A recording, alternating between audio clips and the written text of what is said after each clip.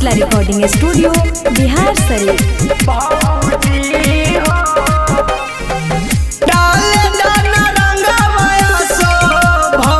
अपन चोली में डाले दाना रंगवाया सो भौजी अपन चोली में। भौजी हो बुरा मनिहा नाही होली में। ए भौजी हो बुरा मनिहा नाही होली में।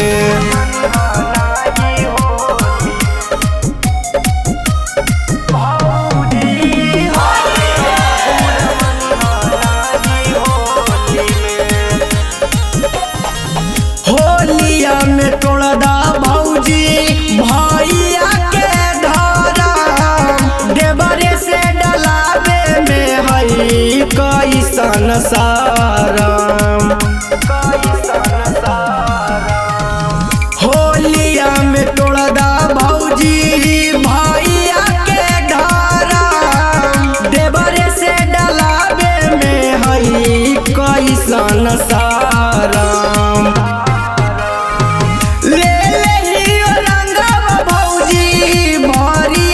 झोली में भौजी हो रंगवा डाले दाना चोली में। ए भौजी हो बुरा मनिहा नाही होली में।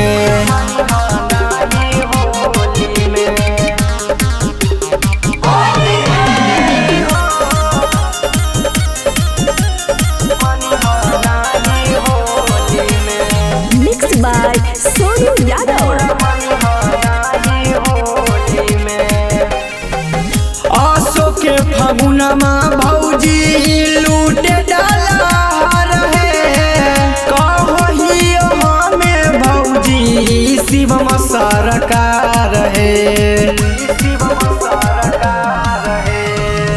आसो के फागुनमा भौजी लूटे डाला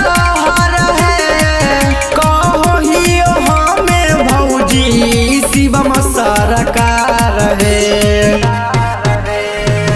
एक ही गोहा भौजी हमारो टोली में।